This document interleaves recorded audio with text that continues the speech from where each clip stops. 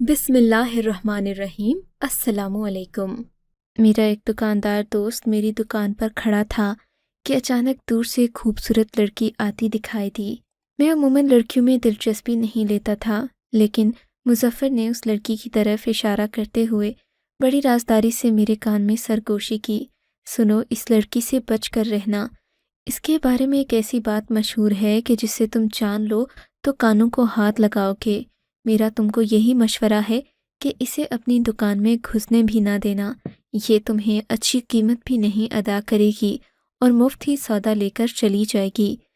وہ تم ذرا سیدھے سادے ہو، اس لیے تمہیں بتا رہا ہوں۔ مظفر کی بات پر مجھے غصہ بھی آیا۔ وہ ہر وقت مجھے سیدھا سادہ کہتا، جبکہ اس بات پر تجسس بھی پیدا ہوا کہ آخر اس لڑکی کے بارے میں ایسی کیا بات مشہور ہے کہ مظفر مجھ سے اس سے دور رہنے کو کہہ رہا ہے۔ اتنا کہہ کر مظفر میری دکان سے چلا گیا اور وہ لڑکی دکان میں داخل ہوئی۔ مظفر کی باتیں میرے ذہن میں گونج رہی تھیں۔ دیکھا تو لڑکی بے انتہا خوبصورت تھی۔ اس نے آنکھوں میں سرما لگا رکھا تھا، لبوں پر ایک شرارتی سی مسکراہٹ مچل رہی تھی۔ میں نے دیکھا وہ اپنی موٹی موٹی آنکھیں دکان کے چاروں کونوں میں گھما کر دیکھتی اور ساتھ ہی ساتھ مجھ سے چیزوں کی قیمت پوچھتی۔ میں اس کی دلربانہ ادائیں دیکھ کر یہ سمجھ گیا تھا کہ مظفر نے اس لڑکی کے بارے میں جو کہا ہے وہ تقریباً 50% تو سچ ہی ہے۔ سو میں محتاط ہو کر کھڑا ہو گیا۔ مجھے لگ رہا تھا جیسے وہ میری دکان سے میرے ہوتے ہوئے کوئی چیز چرا کر لے جائے گی۔ مظفر کی باتیں ہی اتنی خطرناک تھیں۔ لڑکی نے جب دیکھا کہ میں اسے سر سے پاؤں تک گھور رہا ہوں تو وہ چڑھ کر بولی، ایسے کیا بے شرموں کی طرح دیکھ رہے ہو؟ کیا کبھی تم نے کوئی لڑکی نہیں دیکھی جو یوں دیدے پھاڑ پھاڑ کر مجھے دیکھ رہے ہو؟ اس نے قدرے اونچی آواز میں کہا تو میں نے چونک کر اسے دیکھا۔ واقعی میں اسے نامناسب طریقے سے دیکھ رہا تھا۔ مجھے ایسا نہیں کرنا چاہیے تھا۔ بھلے میں اس کے بارے میں جو بھی سوچوں، لیکن مجھے اپنے رویے سے اسے عزت دینی تھی۔ پھر وہ مجھ سے خود ہی 2-4 گلے شکوے کرتی دکان سے باہر نکل گئی۔ تم جیسے گنوار لوگوں کی دکان میں تو آنا ہی نہیں چاہیے۔ نہ جانے کہاں سے اٹھ کر آ جاتے ہو، عورتوں کی عزت کرنا بھی نہیں آتی۔ میں اس قدر شرمندہ تھا کہ اسے روک بھی نہیں پایا۔ وہ مجھ سے باتیں کہتی چلی گئی اور میں سوچتا رہ گیا۔ اس کے جاتے ہی مجھے احساس ندامت ستانے لگا۔ پھر مظفر کی بات یاد آئی۔ اس نے تو کہا تھا کہ یہ لڑکی بہت بری ہے، اس کے بارے میں پورے بازار میں کوئی بات مشہور ہے۔ میں نے سوچا کیوں نہ میں مظفر سے ہی یہ بات پوچھ لوں۔ ہو سکتا ہے کہ میں نے جو کیا ہو وہ بالکل صحیح ہو اور اس لڑکی کے جانے پر مجھے شکر کرنا چاہیے۔ ظہر کا وقت ہو رہا تھا۔ اس وقت ہم سبھی دکاندار کھانا کھاتے تھے۔ مظفر آج کل گھر سے کھانا لاتا تھا۔ آج کل ہم سب لوگ گھر سے کھانا لاتے تھے۔ باہر کا کھانا کھا کھا کر ہم لوگ بیمار رہنے لگے تھے۔ ایک دن مظفر کھانا لاتا، باقی دن دوسرے دکاندار، یوں ایک گھر سے ہفتے میں ایک دن کھانا آتا۔ آج مظفر کی دکان پر کھانا کھانے بھی جانا تھا، سو میں نے دکان کا شٹر تھوڑی دیر کے لیے بند کیا اور مظفر کی طرف چل دیا۔ لیکن یہ جان کر مجھے سخت حیرت ہوئی کہ آج مظفر کی دکان پر کوئی کھانا نہیں کھا رہا تھا، بلکہ وہ اکیلا ہی کھڑا تھا اور اس کے سامنے کاؤنٹر پر وہی لڑکی بازو جمائے کھڑی تھی جو تھوڑی دیر پہلے میری دکان پر آ کر مجھ سے بدتمیزی کر گئی تھی۔ یہ دیکھ کر مجھے سخت حیرت ہوئی اور سب سے زیادہ حیرت تو مجھے اس بات پر ہوئی کہ مظفر بھی اس سے ہنس ہنس کر باتیں کر رہا تھا۔ زیادہ معاملے کو جاننے کے لیے میں چھپ کر کھڑا ہو گیا۔ مظفر کا رویہ مجھے حیران کر دینے والا تھا۔ مظفر تو اسے مفت چیزیں بھی پکڑائی جا رہا تھا، جبکہ مجھ سے اس نے کہا تھا کہ اس لڑکی سے دور رہنا۔ مظفر کی ساری چال سمجھ کر مجھے بہت غصہ آیا۔ میں اوٹ سے نکل کر مظفر کی دکان کے اندر آ گیا۔ مظفر، تمہیں شرم نہیں آتی؟ وہ مجھے دیکھ کر یکدم بوکھلا گیا تھا۔ تم نے مجھے تو کہا تھا کہ یہ لڑکی چورنی ہے، اس کے بارے میں بازار میں کوئی بات مشہور ہے، اور خود تم اسے ہنس ہنس کر باتیں کر رہے ہو۔ میری بات سن کر وہ لڑکی آگ بگولا ہو گئی۔ مسٹر، تمہارا مسئلہ کیا ہے؟ میں تمہاری دکان میں آئی تو تم نے مجھے سر سے پاؤں تک گھورنا شروع کر دیا۔ مجھے تمہارا رویہ اتنا عجیب لگا کہ میں وہاں سے باہر نکل آئی، اور اب تم میرے پیچھے پیچھے یہاں تک آ گئے ہو۔ میں اب شور مچا کر لوگوں کو اکٹھا کر دوں گی۔ مجھے تم پر بہت غصہ ہے۔ اس سے پہلے کہ میں کچھ اور کہوں تم یہاں سے چلے جاؤ۔ وہ لڑکی یہ باتیں کر ہی رہی تھی کہ 3-4 آدمی دکان میں داخل ہو گئے۔ یہ مظفر کے جاننے والے تھے، میری بھی ان سے سلام دعا تھی۔ یہ سب لوگ شاید کھانا کھانے آئے تھے۔ اس لڑکی نے سبھی کے سامنے میری بے عزتی کر دی۔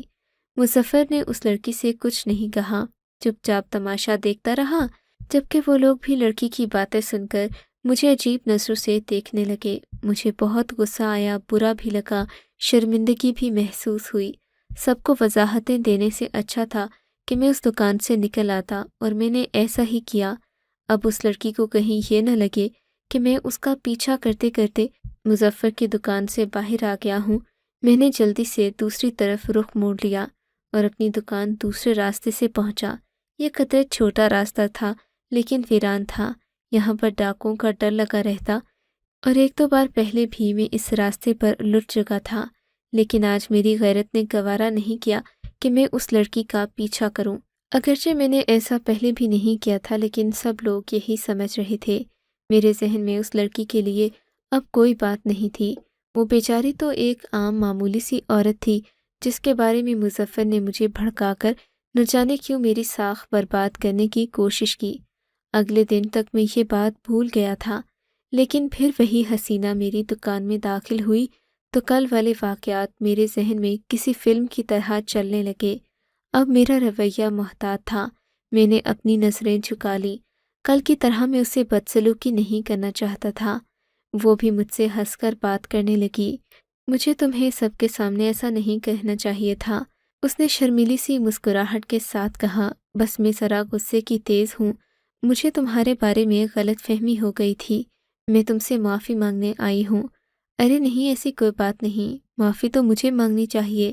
لڑکی بہت تیز تراز معلوم ہوتی تھی، اس نے فوراً ہی باتوں کا سلسلہ شروع کر دیا اور مجھے ایک بھی لفظ منہ سے نکالنے نہ دیا۔ میں اس کی باتیں سنتا رہا، اس کی باتوں میں ایک عجیب ہی سحر تھا۔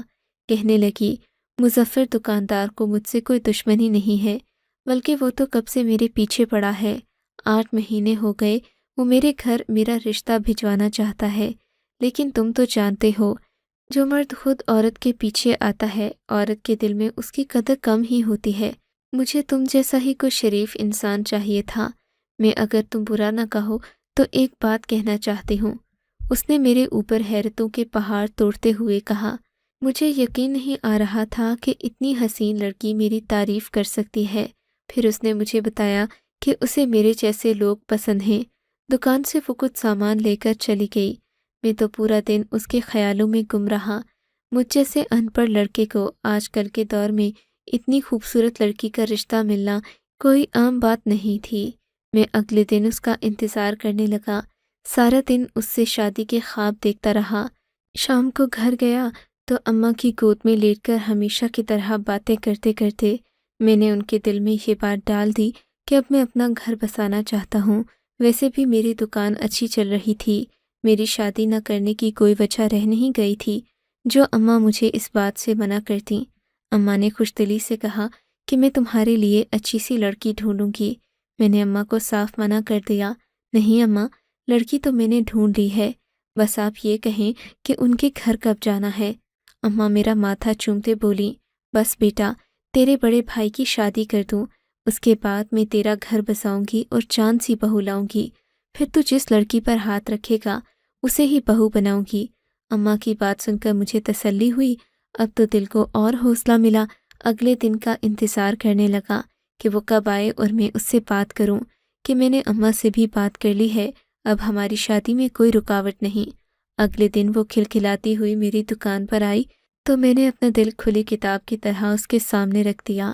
میری باتیں سن کر وہ طنزیہ ہنسی مسکرائی اور بولی، تمہیں کیا لگتا ہے کہ تم مجھ سے شادی کر لو گے؟ تم ایک معمولی دکاندار ہو، میں نے صرف تمہاری حوصلہ افزائی کے لیے کہا تھا کہ تم اس دن کی بات پر اپنا دل خراب نہ کر لو، لیکن اس کا یہ مطلب تو نہیں ہے کہ میں تم سے شادی ہی کر لوں۔ اب اگر تم نے مجھ سے بات کرنے کی کوشش کی تو اچھا نہیں ہوگا۔ وہ لڑکی اس انداز میں بولی جیسے میں اس کا پیچھا کر رہا ہوں، اور پھر اس نے چیخنا چلانا شروع کر دیا۔ میں تو حیران ہی رہ گیا کہ عورت کے بھی کتنے روپ ہوتے ہیں۔ دکان میں چند گاہک کھڑے تھے، اب میری بے عزتی ہونے کو تھی کہ میں نے اس لڑکی کو دکان سے جانے کا کہا، لیکن وہ تو جیسے پیچھے ہٹنے والوں میں سے تھی ہی نہیں۔ اس نے 2-4 لوگوں کو اور بھی اکٹھا کر لیا۔ پورے بازار میں میرا تماشا لگ گیا۔ 4 لوگوں کے سامنے میں بدنام ہوا اور میری ذلت اتنی ہوئی جو میں نے پہلے کبھی سوچی بھی نہیں تھی۔ میرا ندامت سے جھکا سر مجھے اور بھی زیادہ مجرم ثابت کر رہا تھا۔ وہ لڑکی میری دکان سے دندناتی ہوئی چلی گئی۔ میرا دل تو پہلے ہی کرچے کرچے ہو چکا تھا۔ باقی کثر لوگوں کی طنزیہ نگاہوں نے پوری کر دی۔ میرے دل سے ساری محبت کے جذبات ختم ہو چکے تھے۔ نفرت نے جگہ لے لی تھی، لیکن میں اس لڑکی کو اتنی آسانی سے جانے نہیں دے سکتا تھا۔ اس نے بھرے بازار میں میری بے عزتی کی تھی۔ میں کیسے برداشت کرتا کہ وہ میری ساکھ برباد کرے اور پھر اس کا ازالہ بھی نہ کرے، جبکہ یہ سب کچھ پیش رفت اسی کی طرف سے ہوئی تھی۔ میں نے دل میں ٹھان لی کہ میں اس لڑکی سے بدلہ لے کر رہوں گا، لیکن میں نہ ہی اسے جانتا تھا، نہ میرے پاس اس کا اتا پتہ تھا۔ مظفر کو اس کے بارے میں جو بھی معلومات تھیں، اب وہی واحد راستہ رہ گیا تھا، لیکن اس سے میری لڑائی ہو چکی تھی۔ اب اس سے واپس بات کرنا مشکل تھا۔ 2-3 دن گزرے، مظفر خود ہی میری دکان پر آ گیا۔ میں نے اسے اور کوئی بات نہیں کی۔ باتوں باتوں میں اس نے خود ہی بتا دیا کہ یہ محلے کے نکڑ میں رہنے والے بشیر صاحب کی بیٹی ہے۔ اس کی وجہ سے پہلے بھی کئی لڑائی جھگڑے ہو چکے ہیں۔ جہاں جاتی ہے لوگوں کو ایسا لڑواتی ہے کہ وہ دوبارہ ایک دوسرے کی شکل تک نہیں دیکھتے۔ مظفر کی بات میں مجھے دم محسوس ہوا، لیکن میں اس لڑکی کو یوں ہی جانے نہیں دے سکتا تھا۔ دل میں ٹھان لی کہ شادی کروں گا تو اسی سے کروں گا، اور اس سے ساری بدتمیزی کا بدلہ اپنی بے رخی کی صورت میں لوں گا۔ پورا دن اماں کے ساتھ گھر کے کام کرے گی تو ہوش ٹھکانے آ جائیں گے، کبھی کسی سے بدتمیزی کرنے کا سوچے گی بھی نہیں، اور خوبصورتی اور ان اداؤں کو تو بھول ہی جائے گی۔ پھر ایسی لڑکی سے شادی بھی کون کرتا؟ یقیناً مجھے جلدی نہیں تھی۔ میں نے اماں سے پہلے ہی بات کر رکھی تھی۔ اگلے دن انہیں بتا بھی دیا کہ بشیر صاحب کے گھر رشتہ کیجیے، مجھے ان کی بیٹی پسند ہے۔ اماں بھائی کی شادی کی تیاریوں میں مصروف تھیں، اسی لیے انہوں نے میری بات پر کوئی رد عمل نہیں دیا۔ کہنے لگیں، ایک بار بھائی کی شادی ہو جانے دو، اس کے بعد تمہارا بھی بندوبست کرتی ہوں۔ اب میں بے صبری سے اس دن کا انتظار کرنے لگا جب وہ دلہن بن کر میرے گھر آئے اور میں اسے اس کی اوقات یاد دلا دوں۔ ایک یہی طریقہ تھا کہ میں اسے نیچا دکھا سکتا۔